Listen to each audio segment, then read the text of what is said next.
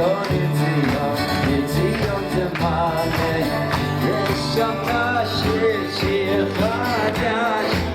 good evening, everyone. Welcome home to Torah, really, where we're going to learn a little bit of Hebrew, we're going to learn the fundamentals, and this week's Parsha is Ki Teitzei, when you go out to war.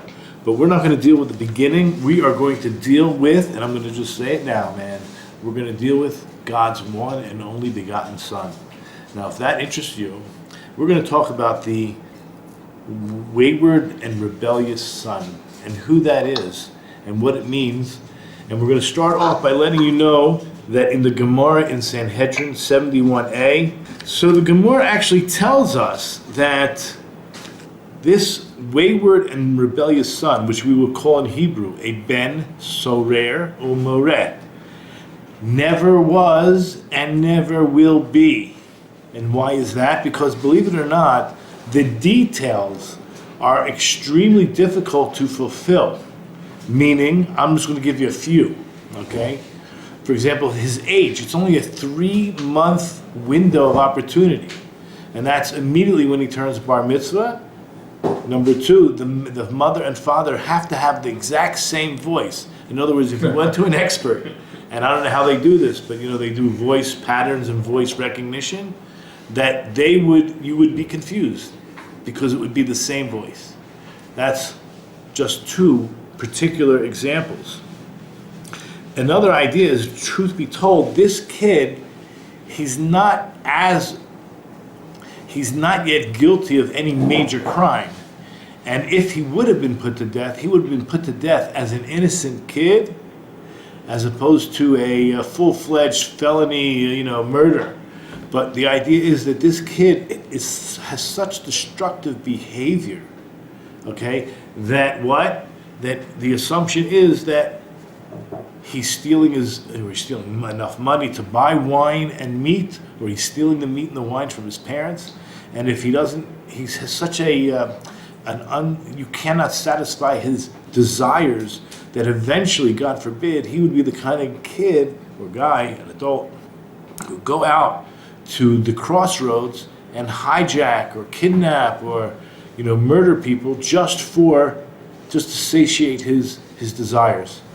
So, in a certain sense, he would have been put to death while he was still innocent, so that later on, even worse sins don't occur. But the Gemara says like this. I just want to read the Gemara first. So the Gemara actually asked the question, like, whose opinion is this that taught this brisa? Kaman az l'hadatanya, that a ben sor mora lo haya v'lo yihye or lo atid lihiyot. Who wrote that? Who is the author of this brisa that says there never was and there never will be? Okay, so the brisa continues. First of all, if it never was and never will be, so why was it written? Lama niktav. And the answer the Gemara gives was dorsh v'kibal schar. You know why it was written? So that we can learn about it and receive reward. Can you imagine? Every word, every letter of Torah that you learn, you are receiving reward. And unbelievable amounts of mitzvahs for every 5 minutes, for every page. And the Gemara answers, who is it? Command the Rabbi Yehuda. It happens to be in accordance with Rabbi Yehuda.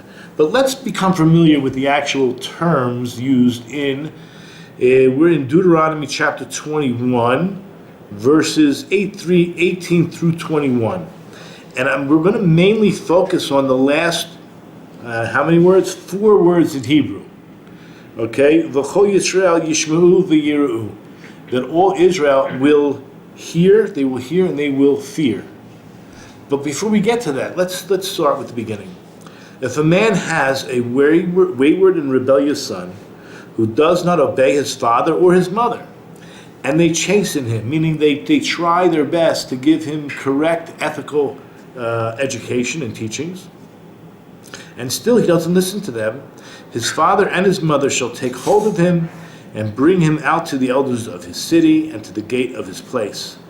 And they're going to say to the elders of the city, this son of ours is a wayward and rebellious. He does not obey us. He's a glutton and a guzzler. A glutton is the one who steals the meat, and the guzzler is the one who steals the attribute of stealing the wine. And all the men of the city shall pelt him to death with stones, and he shall die. So what? So that you shall clear out the evil from among you, and hearken to these words, because these are the words we're going to talk about for the next little bit, and all Israel will listen and fear. Okay, so what's happening here? It's setting an example for the children, for the sons, perhaps. Okay, it's setting an example. It says, Kol Yisrael will hear and listen. We will find out what these words mean. So the Kli Yakar begins by bringing this verse, Ki yel ish ben sora more. It will be when a man has such a rebellious and wayward son. So the Gemara Sanhedrin says, ben sora more lo hayav lo yeh, as we just read. And lama nikta b'Torah, why is it written in the Torah? As it says, eladoresh v'kibal schar, in order to receive reward for just learning. Now that's going to be answer number one. What he's going to have a problem with, the Kli Yakar is going to be bothered by answer number two. Well, before we go on, anybody have any ideas? Did we learn this Monday night? Oh, we did? Yeah. Okay, so you guys know already. Makom chal aleinu chovat biur dvar zeh. The Kli Yakar says we have an obligation to try to understand this idea. Lama kasva Torah davar she'enu nimtza klal. Why would the Torah go out of its way? Remember, every drop of ink, every letter, just not even the parchment, costs money. God has chas, God has pity on us Jews for our money. There's not going to be an extra letter, an extra word, an extra parchment that's being used that's not necessary. So why is it written? If it's not, it never happened. It never will happen. It's not relevant. She'enu nimtza klal. It just won't even be part of anybody's reality. Gam yesh litbonei b'meshne markan. Now, one actually has to concentrate and think about, contemplate, why does the Torah say those last four words? V'kol Yisrael yishmeu v'yiru. All of Israel, they will hear and they will fear yoter mibishar mitzvahs pratiot, more than any other mitzvahs. Now, you know all 613 mitzvahs? You know you should, right? You should know them all. You wear tzitzit. The tzitzit are to remind you of what? Of all 613 mitzvahs. So my Rosh Hashiva, Rav Noach Weinberg, we had to learn all 613 commandments in our yeshiva, Esha Torah. Why? Because the tzitzis, it says in the Parshat Tzitzis, you should look at them and remember all the mitzvahs. What does it mean to remember? Well, you just look at it magically, think about them. You have to know what they are to begin with, to remember them. So that was one of my first missions in Esha Torah as a young bachar, was to learn all six. Now today, can I remember them all? I don't need to remember them per se, but I'm going to tell you now, nobody can pull a fast one over on me. Nobody's going to say this is a mitzvah deraisa when it's really the rabbanim, right? When it's a fence that the rabbis instituted, it's clear to me. It's based on it. Obviously, all the rabbinic commandments are based on a Torah concept. Okay, so, but you have to know what is from the Torah and what is, shall we say, a fence that the rabbis instituted. And you know why? Because you're not allowed to add or subtract from the Torah. And yet the rabbis are supposed to make fences. Okay? It's clear in the Torah they're supposed to make fences, but you have to know. This is rabbinic, and if it's rabbinic, when there are doubts or loss of money or other issues that come up, that one could be lenient in certain cases. So you have to know. Especially as a rabbi, you have to know. Let alone, every Jew should be a rabbi, by the way. You know it says in Pirkei Avot, make yourself a rabbi. Asel l'charav. So if you're supposed to make yourself a rabbi, you either appoint one over you, or then you become one yourself. Okay. That's also true, but that's not the rabbanut they're talking about. Okay. So let's continue. So after the fact that the Kli Yakar says, it's very interesting. Why is this particular mitzvah pointed out that the Jewish people should hear and fear more than any other mitzvah? Well, guess what? There is another mitzvah There's one other mitzvah that uses these exact words. And if you go to Deuteronomy chapter 17, verse 13, I hope I put this in the sheet. Yeah. This is referring to what we call the Zaken Mamre. You know who the Zaken Mamre is? He is the, anybody know? The rebellious elder, exactly. So what did he do? He was a very smart, he wasn't an ignorant individual. He was a very smart individual. Could be he was actually sitting on the Sanhedrin, but he was one of the biggest Rabbanim around, big enough to hold his own weight, and he had an opinion. And that opinion is a minority opinion. Either he was part of the Sanhedrin and it was not accepted, or it's just he's going against the Sanhedrin. Any rebellious elder, and I want you to read chapter 17, read it, become familiar with it. This evil is also going to be removed from our midst, and he's going to be killed, and what's going to happen is that the people will hear and fear, the same words. However, there's another addition. There's three more Hebrew words that are mentioned, and that is lo yazidun od. There will not be this willfulness, this willful evil anymore. So the word od implies, right, that it actually was. It did take place, and it won't be again. Our parsha, dealing with the Ben Soramor, the rebellious son, the wayward son, that word, the lo yazidun od, od does not appear there at all, which backs up the idea that it never was and never will be, or God would, he would have put the word od there, like he did by the rebellious elder. Now, I want to just clarify about the rebellious elder. What did he do? He went ahead after he was the minority opinion and continued to teach that people should do as he says.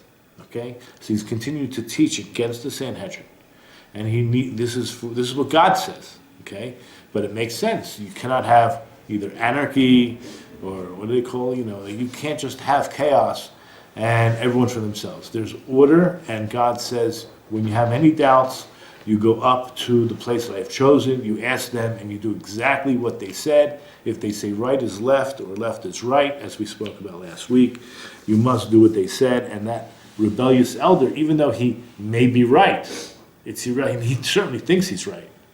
It's totally irrelevant, okay?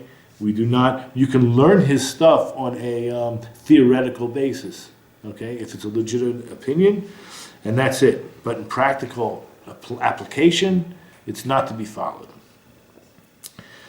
So, ulai tamashal davar, perhaps the reason for this matter is, meaning that the Ben Soramor never was and never will be. What's the reason, again, what's the reason we're learning it? What's the reason that it's in the Torah? So the Kliyakar is going to specify, lo niktava parsha ki'im l'kdei sheyishmu habanim v'yiru v'lo yasa kadavar hazeh. The next logical conclusion, besides the first reason we gave, which was to learn it and receive reward for learning Torah, right? Remember, the whole Torah is God's name. You're communing, you're unifying with Hashem. The whole Torah is one great name of God. So you're meditating on God's name. That's great. But he says no. There's another reason. And that would be, he's not even saying it from himself. He's saying this is a well-known reason. That the children, the sons themselves, they would listen and fear, meaning just by learning it, just by seeing the Torah. Wow, this is what could happen if I, act up and become wayward and rebellious. And they wouldn't do such a thing based on the ethical teachings that they're learning from the Torah. However, it does say, Kol Yisrael Yishmu, all of Israel will hear. Meaning, Hainu Shishmu Parsha Zu, that the Jewish people will actually hear the Parsha, Umishpat Katapo, and they're going to hear the judgment that's written in the Torah. V'yira'u habanim milamrot eine kvodam shel aveim. And the children will fear so much from the concept of rebelling against the eyes of their parents. L'kach lo nemar That's exactly why it doesn't use the word od. Lo yazidun od. They will not willfully do this anymore. That's what would have been. But you know what? The word od doesn't appear here. So what is od? Mare al davar hanasa kavar. The word od, it means again. Right? It won't happen again. It doesn't apply here. It's by the rebellious elder. That implies that something already happened once and won't happen again.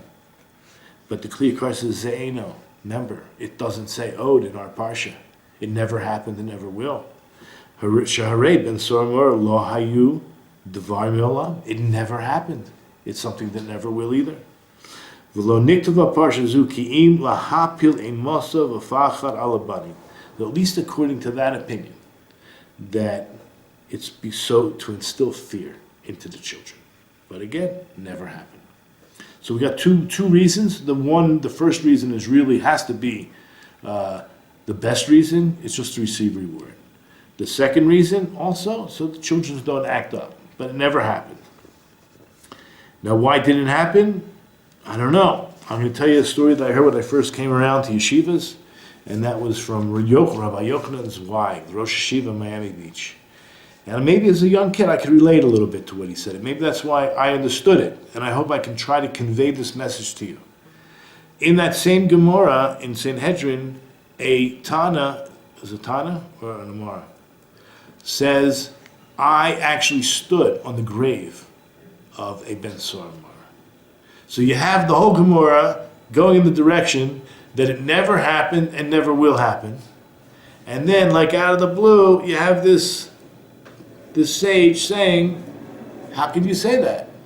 I stood on a grave of someone who's a Ben Sor. You have any ways to answer this dilemma? So this is what he said. And he was, not only was he a great Rosh Yeshiva, but a psychologist. I mean, he went to school for law, but he was such a mind. He still is. Should live and be well. He said that the type of person that the Torah here is describing is so self-destructive that he actually will self-destruct even before the parents get a chance to bring him to court. And therefore, when the sage says, I stood on a grave, he meant I stood on a candidate, a potential. Not that this person ever was called in court and pelted with stones by the city, but that this person was so self-destructive. And we know people, I'm sure we've heard of people, we've met people, maybe even family members, right? Addicts, drug addicts, alcoholics, just people who are extremely irresponsible with their health and with everything that goes on in their life. Extreme risk takers, not maybe because of risk, because they don't know right from wrong, or they're not playing the life the way it's handed out to most of us. So I can understand how someone who can be in that state of mind be so self-destructive. I mean, I lost a lot of friends. I wasn't always religious, and so I don't want to go into my background in public. But I saw many of my friends die from drug overdose and just irresponsible behavior. So you can take this to heart. So the first thing the Kli Yakar brings up is ach kosheli. This is still difficult to me. Kol Yisrael Yishmu. It says all of Israel is going to hear. That's what the words say. And he says, you know what? If it would have the previous statement, this previous answer that he gave about instilling fear in the children, then the Torah would have said so. It would have said, Kol habanim yishma'u v'yira'u. All the sons, they would have heard and they would have feared. And it doesn't.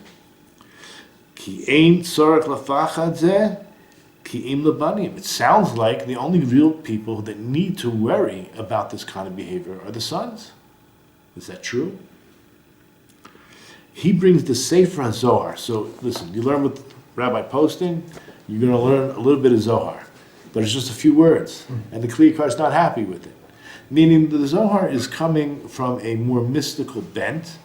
And it's telling us that this whole Parsha is for all Israel. There's going to be a deep lesson. And that's an introduction. But then he says, the Kliyakar says, I don't even need the Zohar to tell me that, because the verse tells me that. So watch this. He says, "B'sefer Zohar Darish Parsha Zu Al Kol Yisrael." Yes, it's true that in the mystical teachings, it discusses the fundamental concepts are for all of Israel. Va'ani Omer, but I, the Kliyakar, shein tzarich b'zeh. I don't need the Zohar for this. Kigam mikshutah shel parsha yesh musar nifla l'kol Yisrael. Wait till you hear this unbelievable, wonderful ethical teaching for every single one of us. Every single one of us. Who is Klal Yisrael? Right? Who's Klal Yisrael? So if you ever heard our discussion on Isaiah 53, so we know that Klal Yisrael is the collective soul of Adam, which is the collective soul of David, which is really the collective soul of the Mashiach. In other words, when the kings of the nations proclaim, whoa, who would have believed our report, right? I mean, who are they talking about? They suffered. These people suffered on our account for our sins. Yes, the Jewish people have suffered. And that's the most amazing. We are the collective Messiah, let's say. So over here, we are called Banim Le'el Chai. Now, I think I gave you that verse, a very specific verse. So in Hosea, chapter 2, verse 1, that's what the prophet is calling us. And the number of the children of Israel shall be as the sand of the sea, which shall neither be measured nor counted. And it shall come to pass that instead of saying of them, you are not my people, it shall be said of them, the children of the living God. So the Jewish people are called B'nai El Chai, the children of the living God. What I did here on the sheet, I think I gave, I'm not sure how many, a good 15, maybe more verses that all describe the Jewish people as the Son of God. Now, before I think just to get an idea where we're going with this, before we start reading these 15 plus verses, he's going to tell us this musar, this ethical teaching that every Jew has to know. Don't get ahead of yourself. It's going to be true. You have a special relationship with God. You are his son. And I'll tell you, while we're here, I found it so hard as a Jew my whole life when people tried to convince me or try to convert me to Christianity. They tell me this guy, JC, he's the son of God and he died and all this, like whatever. I'm like, but I know deep in my heart from the little scripture that I knew that we're the sons. Everyone is. We're all the sons of God. What are you talking about here? You're trying to feed me a bunch of who knows what? Are you kidding me? Wait till when these verses get into your system, you'll understand how deep. It's not like, okay, one verse here, maybe you took out of context. Verse after verse after verse. Okay. So what the Kliyakar is going to express to us is, why do we need to know about this wayward and rebellious son? Ready for this? Because there's a concern that maybe we would rely on this idea that we're God's children. And how does a father, a human, flesh and blood, right, basar v'dam, he's going to have so much rachmanut, so much rachem, so much mercy and vatranut to overlook the sin of his child? Well, the Torah is telling us no, the father can't, and the father shouldn't. Now, how do we look at it? If we're all of Israel are these children, and we might look at our Father in heaven and say, and I meet people who they're getting out of the Messianic movement, but they still say Abba. Oh, they call God Abba, and you know what? He is our Abba, but he's also our King. He's Avinu Malkeinu. We, the Jewish people, understand the different attributes of Hashem, and it's not all love. And truth be told, I hate to point out the Christians, but the Christian love ain't a whole lot of love there. So, it's a fantasy over there. The whole thing is a comic book, I have to say.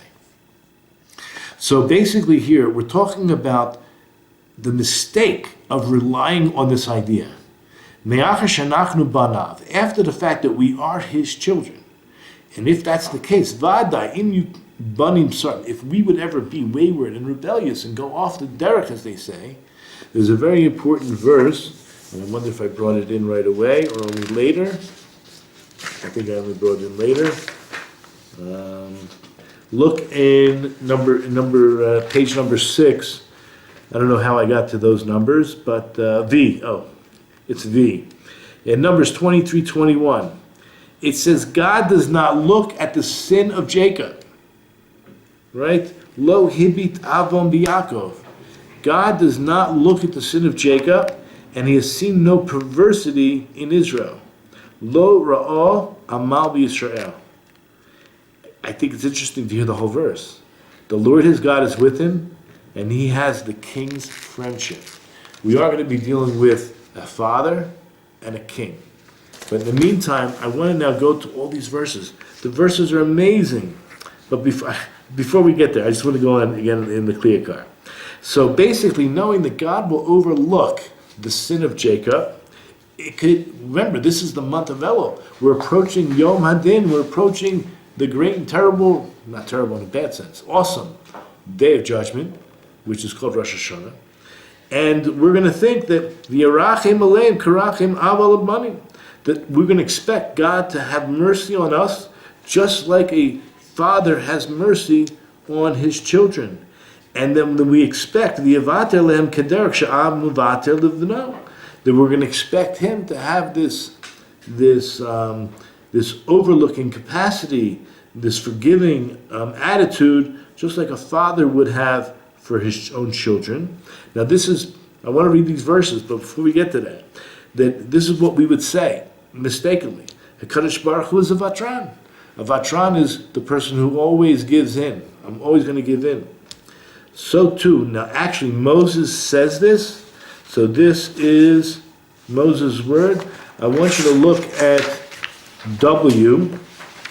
It's in Deuteronomy 32, verse 5 and 6. It says, destruction is not his, meaning this shiches is not God's, but banav mumam.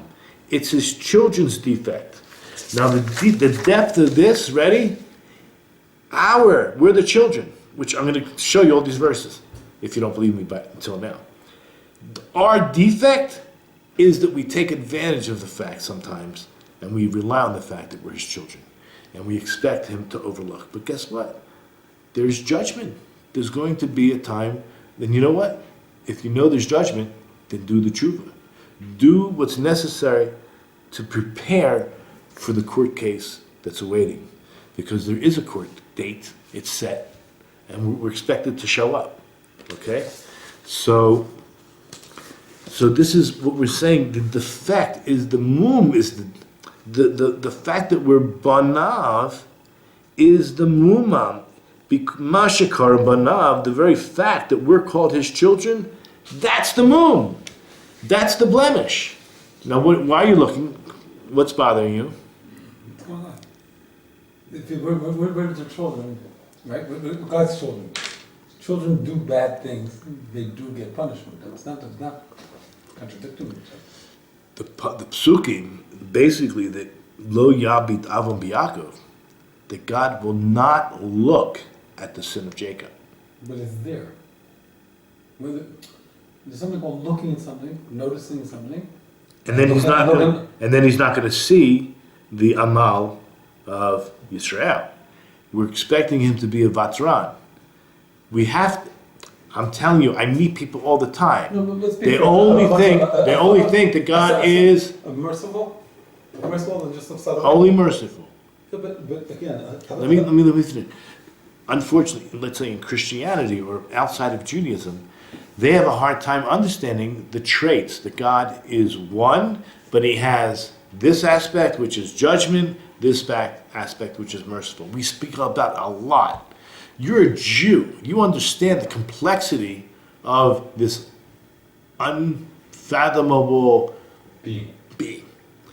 But when you don't have this concept, you think God is only good and the devil, he's only bad, and there's a battle, and you have the duality. right away, and I'm not going to say you're not a worshiper, but you don't believe in the omniscience of Hashem, right?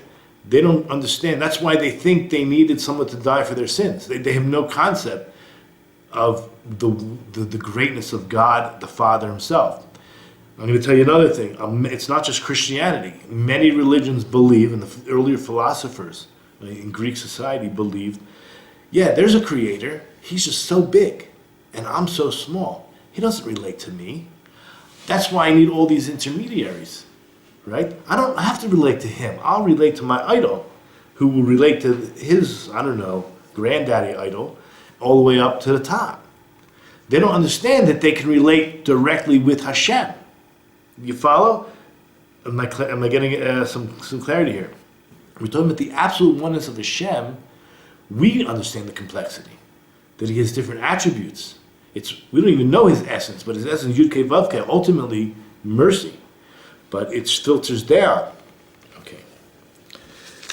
So this is what the clear card is bringing down as the moon. It's the fact that some people say, well, I'm just his son, therefore he'll always have mercy on me.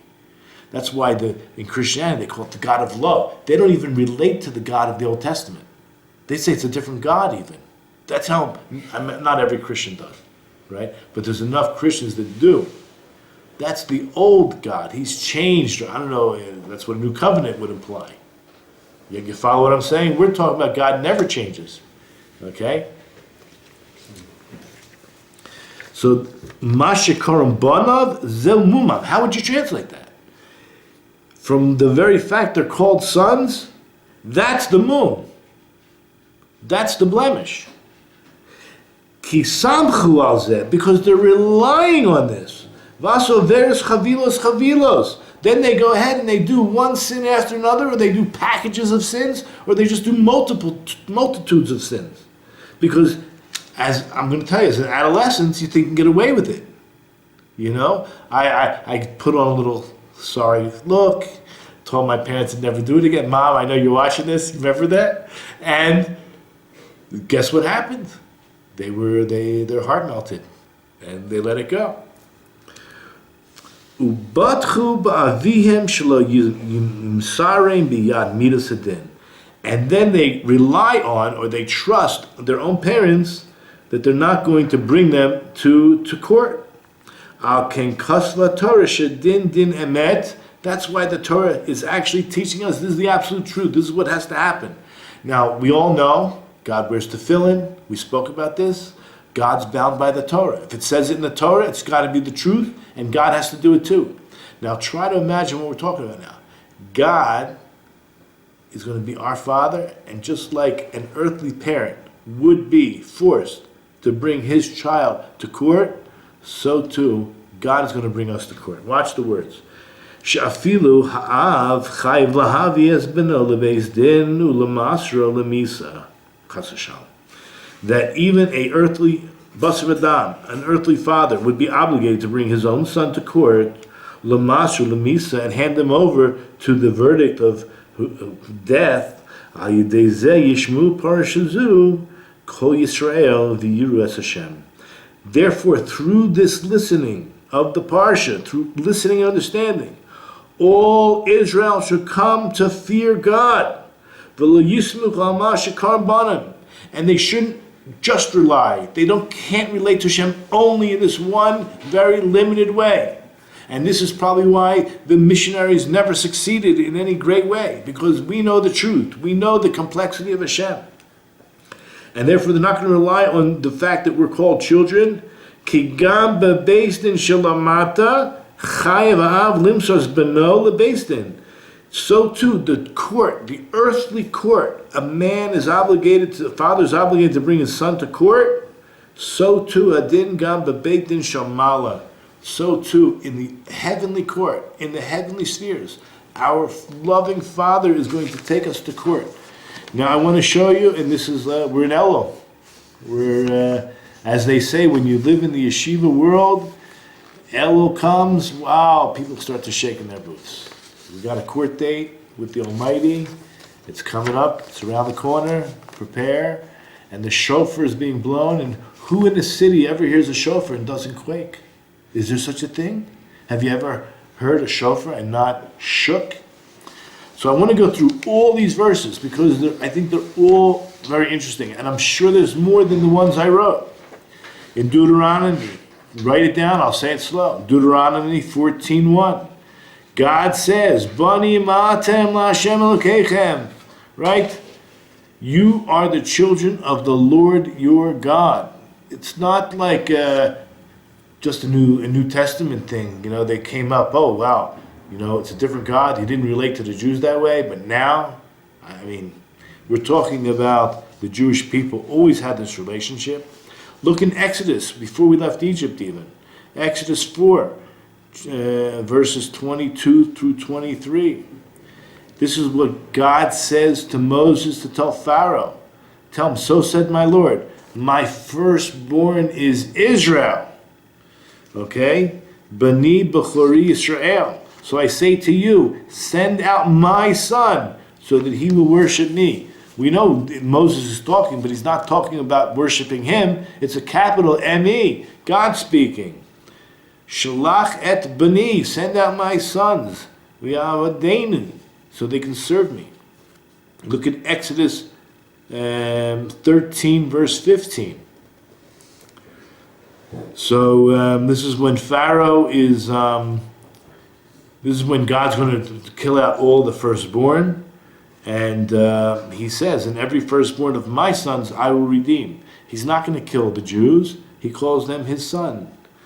I'll read the whole verse. And it came to pass, when Pharaoh was too stubborn to let us out, the Lord slew every firstborn in the land of Egypt, both the firstborn of man, the firstborn of beast. Therefore, this is God speaking, I slaughter for a sacrifice all males that open the womb, that's by the Egyptians, but every firstborn of my sons I will redeem.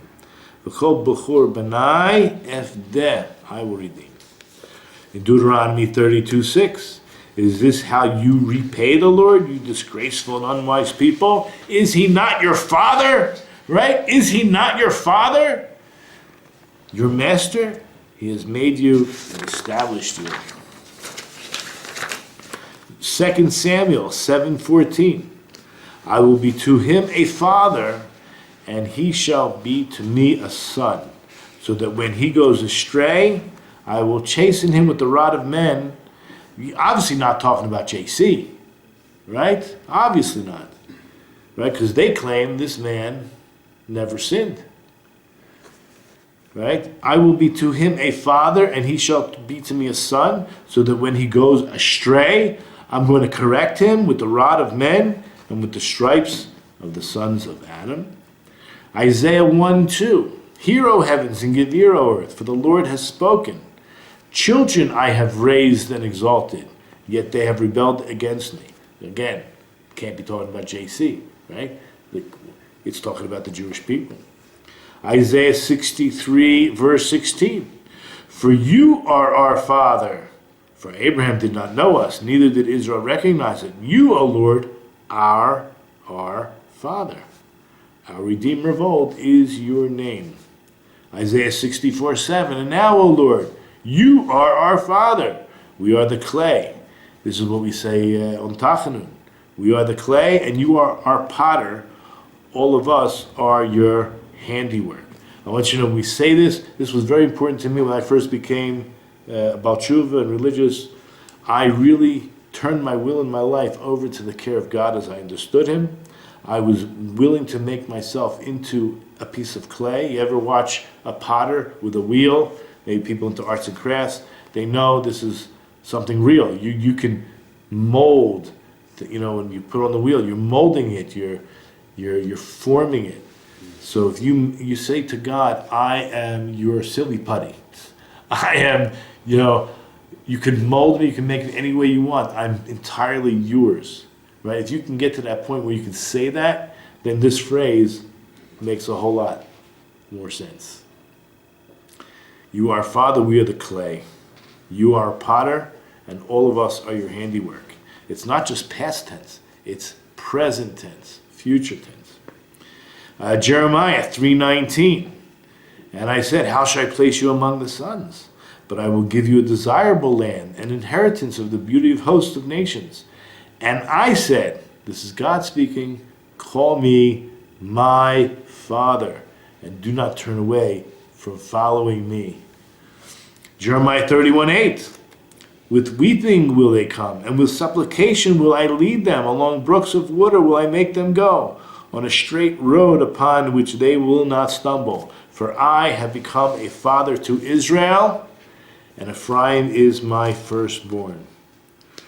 As I mentioned, this is about God's firstborn, begotten son. Malachi 1:6. A son honors a father, and a slave his master.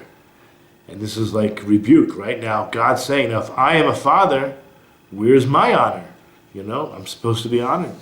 And if I am a master, where's my fear, says the Lord of hosts to you, the priests who despise my name. But you said, how have we despised your name? And Malachi 2:10. Have we not all one Father? Has not one God created us? Why should we betray each one his brother to profane the covenant of our forefathers?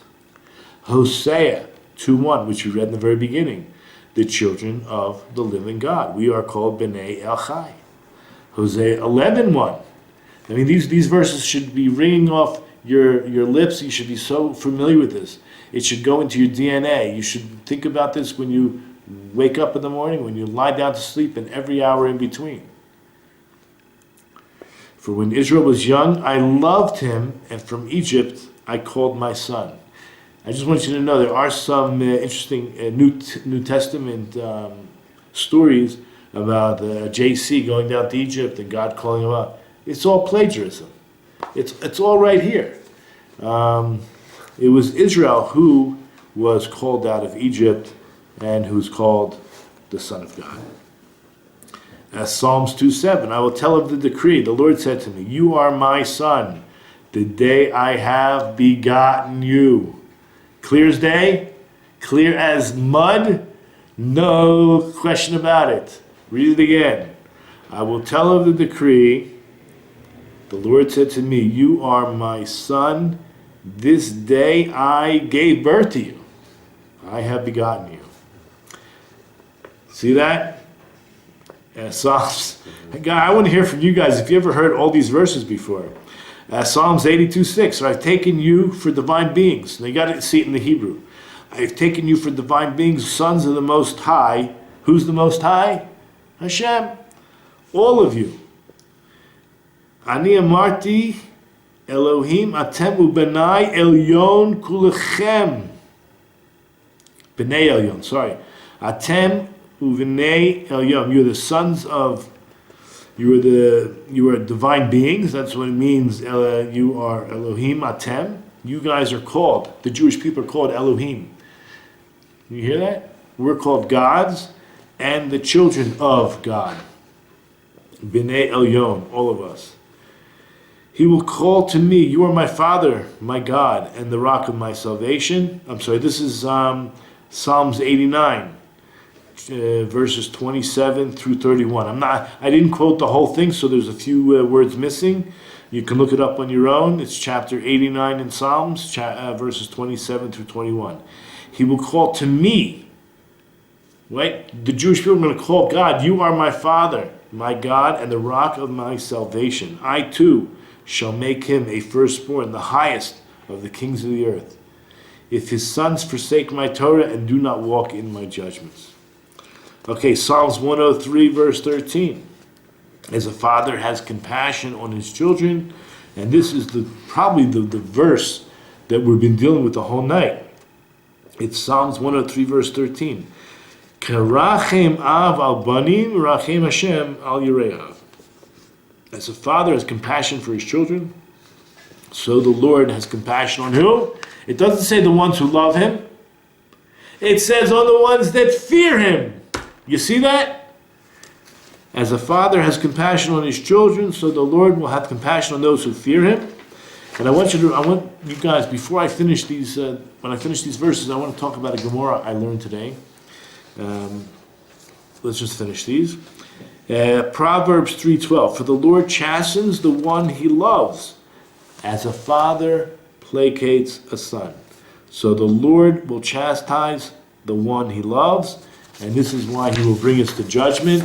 Don't think that God is only this God of love, love, love, but God is complex. God has this aspect of din, of judgment. Okay? Proverbs 30 verse 4, who ascended to heaven and descended, who gathered wind in his fist, who wrapped the waters in a garment, who established all the ends of the earth. What is his name, and what is the name of his son, if you know? Have you ever seen that verse before? Talking about the Jewish people. 1 Chronicles 29:10, and David blessed the Lord before the eyes of the entire assembly. And David said, blessed are you, God of Israel, our Father, from everlasting to everlasting. Okay, so the Gemara I saw this morning, and I want you to understand that there are 3 books that are opened on Rosh Hashanah. Rosh Hashanah is a yearly judgment day, and there's another time where there are 3 books going to be open, 3 groups going to be judged, and that is at the resurrection of the dead. So we call it Judgment 01. How do you call it? 1.0, and then there's the resurrection, it's 2.0. Okay? So there's 2 times of major judgment. So Rosh Hashanah is the yearly judgment, and at the resurrection of the dead is another. So we're going to talk about the resurrection of the dead for a minute. It really applies in both cases, actually.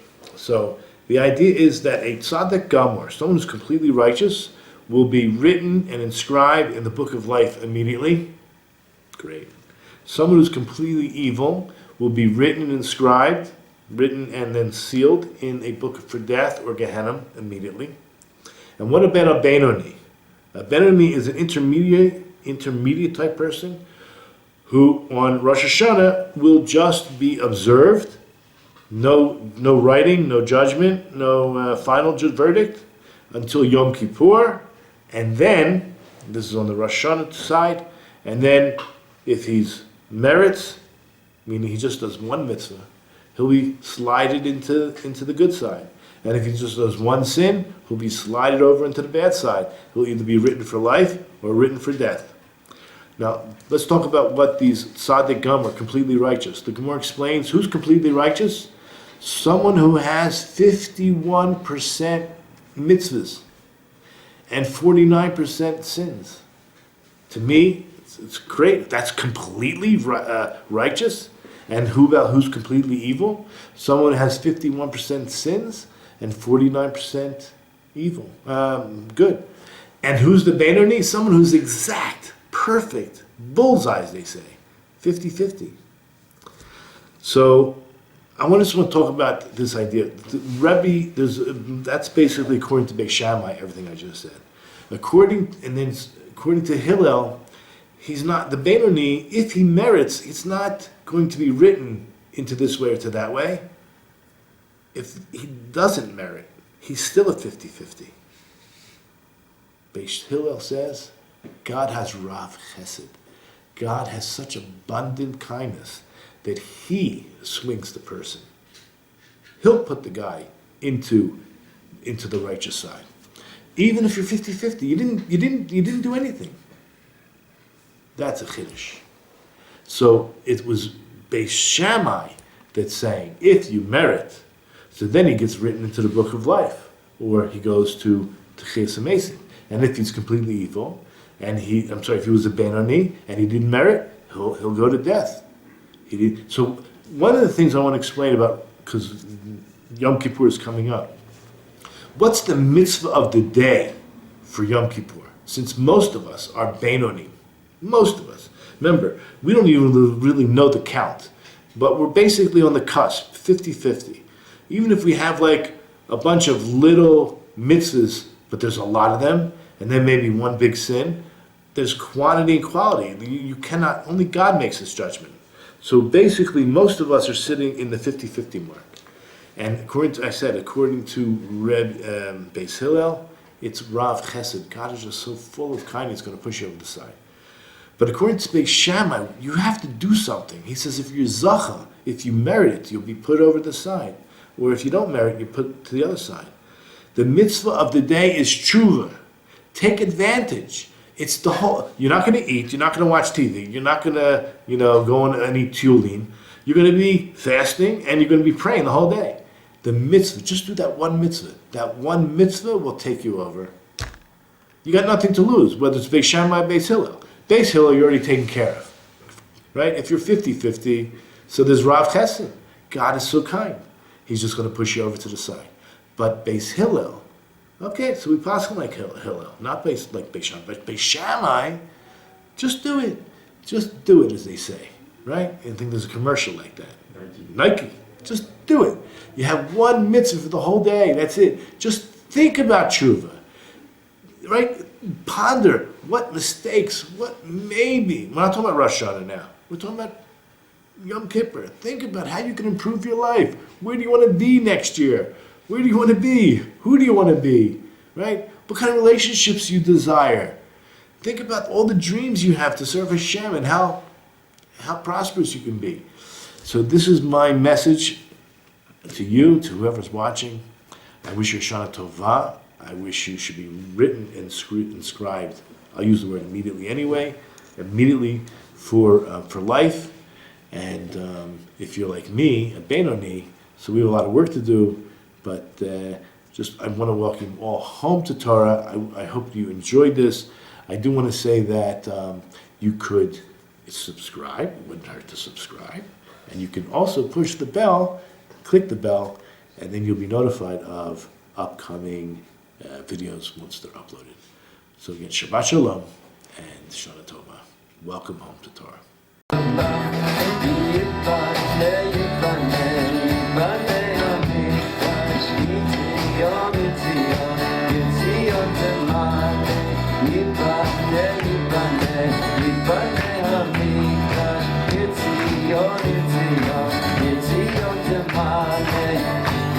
It's